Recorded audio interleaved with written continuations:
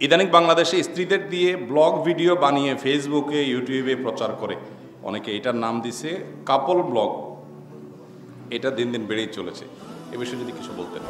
Divorce photography নামে একটা trend চালু হয়েছে ইদানিং, যেখানে তালাকপ্রাপ্তা নারী তার সাবেক স্বামীর ছবি মাড়ান, নানাভাবে অপমান করেন। ইসলামী দৃষ্টিতে বিষয়টা কেমন? ইদানিং মেয়েরা মুখাবৃত করতে মুখোশ না পরে মাস্ক পরে আবৃত করছেন। মাস্কগুলো বড়, চোখ ছাড়া কিছুই দেখা যায় না। এটা কি পর্দার আওতায় পড়বে? ভাইরে, কত কিছু যে আরো শুনতে হবে। যতদিন এই ফেসবুক টিকটক আছে, এই কাপল ব্লগ, সিঙ্গেল ব্লগ, কত ব্লগ যে শুনতে হবে।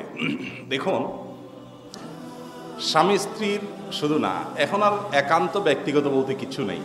কিছু হলেই সেটা ফেসবুক, কিছু হলেই সেটা ফেসবুক। এই জাতীয় ভিডিও যারা তৈরি করছেন তারা নিজের, প্রথমত এই সমস্ত ভিডিওগুলোতে মিউজিকের ব্যবহার হয়, যেটা হারাম। দ্বিতীয়ত, নিজের স্ত্রীর সৌন্দর্যকে সেখানে আপনি প্রকাশ করছেন, প্রচার করছেন, যেটা পর্দার বিধানের স্পষ্টত লঙ্ঘন। তৃতীয়ত, আপনার স্ত্রীর সৌন্দর্য অন্যরা প্রদর্শন করুক, অন্যরা দেখুক, অন্যদের কাছে প্রদর্শিত হোক, এটাকে আপনি অনুমোদন করছেন।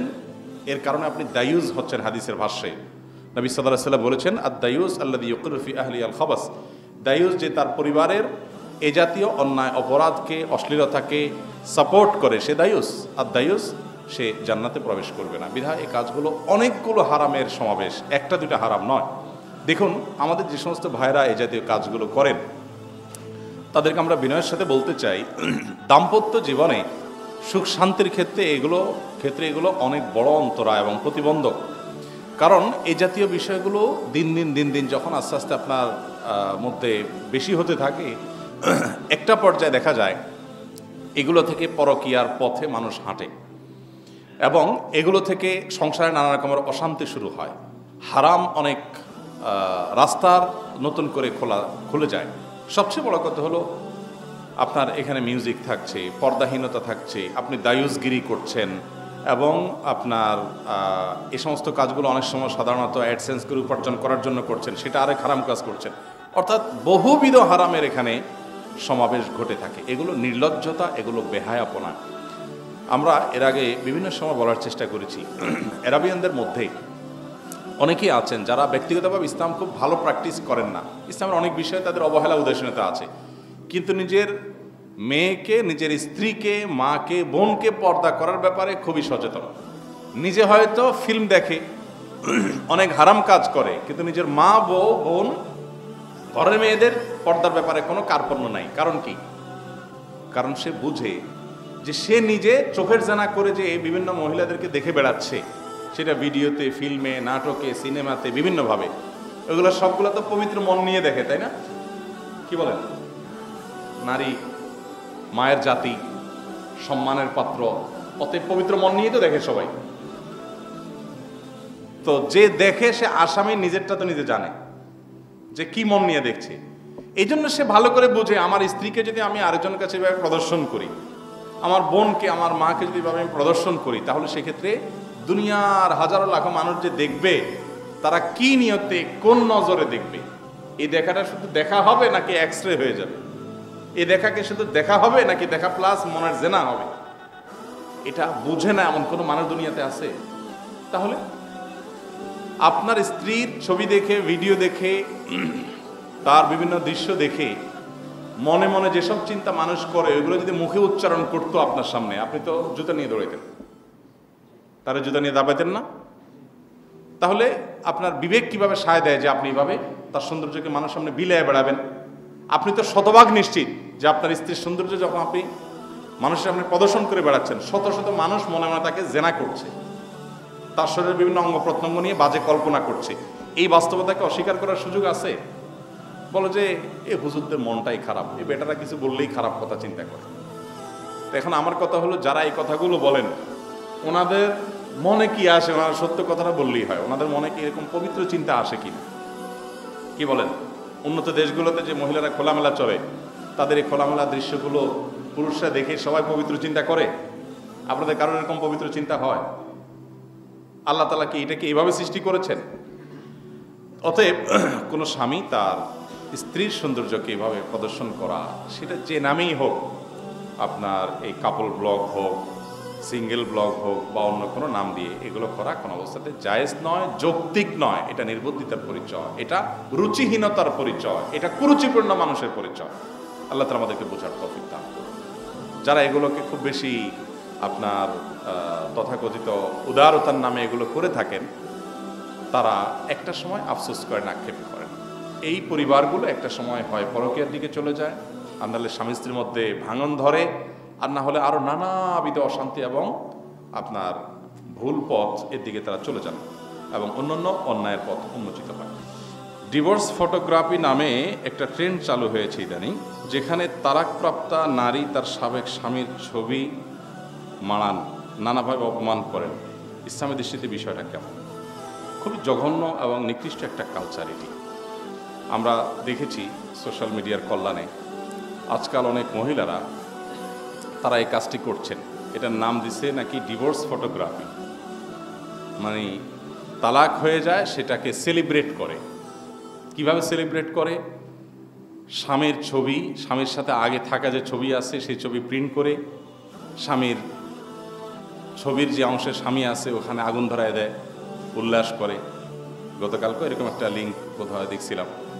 আবার স্বামীর ছবিটাকে, অর্থাৎ সাবেক স্বামী আর কি, সদ্য সাবেক হওয়া স্বামীর ছবিটাকে পায়ের নিচে দিয়ে মাড়াচ্ছেন, ওটার আবার ছবি তুলছেন, ভিডিও করতেছেন, তারপর তাকে গালিগালাজ করছে এবং তার স্মৃতিগুলোকে অপমান করছে নানাভাবে।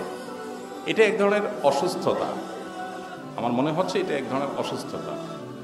এবং এটা যদি ব্যক্তিগত জেদের কারণেও হয় তাহলে এটা কখনো যৌক্তিক হতে পারে না, এটা কখনো সঠিক হতে পারে না, এটা কখনো ন্যায়সঙ্গত হতে পারে না। আপনি যার সাথে সংসার করেছেন, যাকে বিবাহ করেছেন, আপনার পছন্দেই করেছেন, আপনার নিজের পছন্দটাকেই আপনি অপমান করলেন। এখন বিষয়টা এরকম হয়ে গেল। বিচ্ছেদ হতেই পারে, কিন্তু বিচ্ছেদ হয়ে গেলে একেবারে তার গোষ্ঠী উদ্ধার করা, তাকে অপমান করা, বিচ্ছেদ হওয়ার মানেই তো তাকে অপমান করার রাইট পেয়ে যাওয়া নয়। এটা তো কখনো ন্যায্য হতে পারে না। একজন মানুষের ছবিকে হোক, তার ব্যক্তিত্বকে হোক আপনি অপমান করবেন। ব্যক্তিগত বিষয়গুলো কীভাবে বের করে নিয়ে আসা, এগুলো অনেক ক্ষেত্রে হয় ভাইরাল হওয়ার ধান্দা।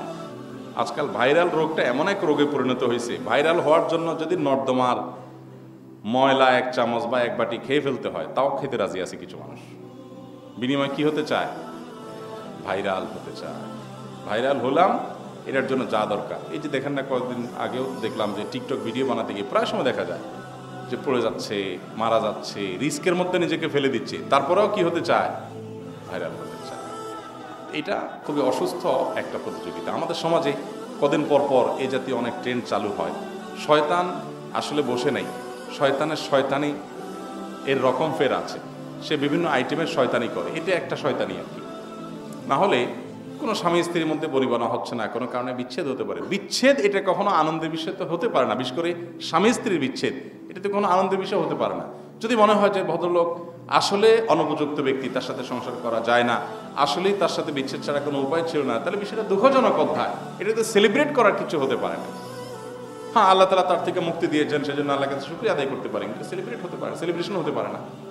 তালাক এটাকে সেলিব্রেশন করা, এটা অসুস্থতা এবং এটা একটা ভুল প্রবণতা। অনেক সময় ভাইরাল হওয়ার ধান্দা অনেক মেয়েরা এটা করে থাকেন। এগুলোকে ইগনোর করা উচিত আমাদের, এবং আল্লাহ রাব্বুল আলামিন এই ধরনের অসুস্থ সংস্কৃতি থেকে আমাদেরকে বেরিয়ে আসার তৌফিক দান করুন। মানুষ সেলিব্রেশন করতে করতে এখন তালাকরে সেলিব্রেশন করে, কদিন পরে হয়তো মরারে সেলিব্রেশন করবে। বাপ মা মারা যাবে, সন্তানরা ওইটাকে খুব ভালোভাবে উদযাপন করবে যে আমার বাপ মারা গেছে, বাসাটা খালি হয়েছে, মা মারা গেছে, জমির ভাগ পাওয়া যাবে। কিছুদিন আগে একটা ছবি সোশ্যাল মিডিয়াতে বেশ অনেকেই হয়তো নজরে পড়েছে, আমার অনেক জায়গায় দেখেছি, সত্য মিথ্যা আল্লাহ জানে, যে দাদা বা নানা মারা গেছে, তো নাতিরা কয়েকজন মিলে সেলফি তুলছে লাশের সাথে। এটা এক ধরনের সেলিব্রেশন হয়তো। তো তালাক সেলিব্রেশন করার বিষয়টা এরকম। কোনো কারণে কোনো পরিবারে বিচ্ছেদ হয়ে গেলে বিষয়টা বেদনাদায়ক, কিন্তু এটাকে এইভাবে সোশ্যাল মিডিয়াতে হাইলাইট করা, এটাকে উদযাপন করা, ওই ভদ্রলোকের 14 গোষ্ঠী উদ্ধার করা, এটা নেহায়াতি ছোট লোকই ছাড়ার কিছুই নয়। আল্লাহ তাআলা আমাদেরকে বোঝার তৌফিক দান করুন। কোনো মানুষের ইজ্জত সম্মান নিয়ে এইভাবে চিনিমানি খেলার কোনো সুযোগ নাই। ব্যক্তিগত বিষয়গুলোকে পাবলিকলি এভাবে আপনি বলে বেড়াবেন, তাকে ঝেও করবেন, তাকে ছোট করবেন, এর অধিকার আপনাকে দেওয়া হয় না। নবী করিম সাল্লাল্লাহু আলাইহি সাল্লাম বিদায় হজের ভাষণে আরাফাতের ময়দানে দাঁড়িয়ে বলেছেন, ইন্না আরাদাকুম ওয়া আমওয়ালাকুম ওয়া দিমাআকুম হারামুন কাহুরমাতি ইয়াউমিকুম হাযা ওয়া বালাদিকুম হাযা ওয়া শাহরিকুম হাযা ওয়া কামা ওয়ারাদা ফিল হাদিস। তোমাদের একজন আরেকজনের জীবন, তার রক্ত এবং তার সম্মান হানি করাকে হারাম করে দেওয়া হয়েছে। যেমন এই দিনটা আজ সম্মানিত, এরকম আরেকজনের সম্মানটা এরকম সম্মানিত, এটাকে নষ্ট করার কোনো সুযোগ নাই। বিধায় কারো অসম্মান হয় এরকম কোনো কিছু করা জায়েজ নেই। জেদের বশবর্তী হয়ে আমরা অনেকে করি। আমাদের নেচারটা হলো, আমরা যখন ভালোবাসি তখন ভালোবাসার চোটেও ওই যে ফেসবুকে চলে যাই। এখন ফেসবুক এমন এক জায়গা হয়ে গেছে যে যাই হয় আমরা যাই ফেসবুকে হাজির হয়ে যাই। যখন বিয়ে হয় তখন এবার স্বামী স্ত্রী একজন আরেকজনকে দেখবে, মহব্বত করবে, ভালোবাসা বিনিময় করবে, সেটা বিনিময় না করে বিলায়ে বেড়ায় অনেকে। বইয়ের সাথে ছবি দিয়া, সুন্দর ছবি দিয়া, খোলামেলা ছবি দিয়া আপনার ফেসবুকে ছেড়ে দিল। এবার শত শত লোক দেখা মজা নিল, হারাম স্বাদ নিল, মোহর দিল সে, খরচ করলো সে, বাজার করলো সে, বিয়ে করলো সে, কষ্ট সব করলো সে, আর ফাও ফাও দেখাচ্ছে মানুষকে। মানে কতটা ব্যাককল হলে, কতটা নির্বোধ হলে মানুষ এটা সম্ভব হয়। তো বিয়ের পর ভালোবাসার আতিশয্যে মানুষ যে কত কিছু করে, আবার যখন কোনো কারণে বিচ্ছেদ হয় তখন গোষ্ঠী উদ্ধার করতেও আবার দেরি হয় না। আহবিব হাবিবাকা হাওনাম্মা, তুমি তোমার বন্ধুকে বা যাকে ভালোবাসবে একটু হাতে রেখে ভালোবাসি। আসা আইয়া কোন বাকিদাকে, কারণ হতে পারে সে একসময় শত্রু হয়ে যাবে, তখন তোমার কিন্তু ওই অতিরিক্ত বন্ধুত্বের ফলে সব উজাড় করে দিয়ে পরে আফসোস করা লাগতে পারে। আবার একই কথা শত্রুর ক্ষেত্রে প্রযোজ্য। আবদিস বাকিদাকা হাওনাম্মা, যাকে শত্রুতা করতেছ একটু রয়ে সয়ে শত্রুতা করিও। আসা আইয়া কোনা হাবিবাকে আম্মা, কারণ হতে পারে সে একসময় তোমার আপন হয়ে যাবে, তখন তোমার লজ্জা পেতে হবে যে এত ছোট লোকই করছিলাম। বহুত মেয়েরা আছেন, বহুত ছেলেরা আছেন, ডিভোর্স হওয়ার সময় মনে হয়েছে যে এর মতো অমানুষ, এর মতো খারাপ মানুষ আরেকটা নাই, এর থেকে মুক্তি মিলছে মানে আমি জান্নাত পেয়ে গেছি, আলহামদুলিল্লাহ। তালাক হলে এরকম অনেক খুশি হয়।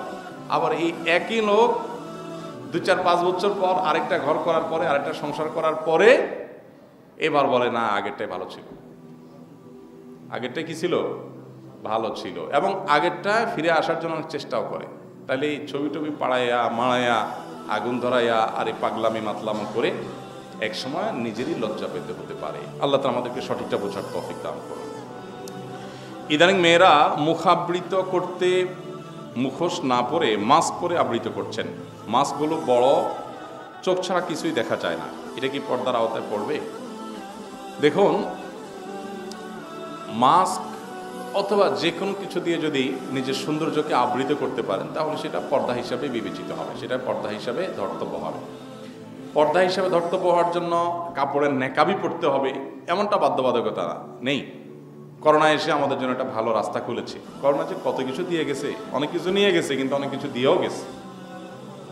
করোনা আমাদেরকে সবচেয়ে বড় যে জিনিসটা দিয়ে গেছে তা হলো, কিছু লোক বলতো যে এভাবে আপাদমস্তক বোরকার মধ্যে থাকা, পর্দার মধ্যে থাকা, এটা কি সম্ভব? এটা অমানবিক, এটা সম্ভব না। এবং তারা বলতো যে সমস্ত হুজুররা ফতোয়া দেয় পর্দা করতে হবে, হুজুররা একটু বোরকা পরে দেখুক তো কয়েকদিন কেমন লাগে, কত কষ্ট। তারা মেয়েদের কষ্টটা বুঝে না, আন্দাজে শুধু ফতোয়া দেয়। এই কথা যারা বলছে, আমরা করোনার সময় দেখছি তারা সবাই সাদা বোরকা পরছে আপাদমস্তক, এবং এই বোরকা পরে 8 ঘন্টা 10 ঘন্টা 12 ঘন্টা, ওই বোরকা মহিলাদের বোরকার চাইতে শতগুণ বেশি কষ্টের। প্লাস্টিকের মাথা থেকে পা পর্যন্ত অ্যাপ্রন পরে একদম পুরা নাক মুখ চোখ হাত পা সব ঢেকে বোরকার চাইতে আরো অনেক বেশি আপনার কি বলে পুরো শরীর ঢেকে ফেলে এবং আঁটো থাকে, অনেক গরম হয়। এগুলো পরে তাদেরকে গরমে ডিউটি করতে আমরা দেখেছি। তাইলে করোনা এসে প্রমাণ করে গেছে এগুলো সম্ভব, এগুলো অসম্ভব না। তো তুমি কেমনে করলা? তো ঠিক একইভাবে মাস্ক পরেও অনেক মেয়েরা, সেরকম মাস্ক যদি হয় যে পুরো ফেস ঢাকা যায় তো আলহামদুলিল্লাহ,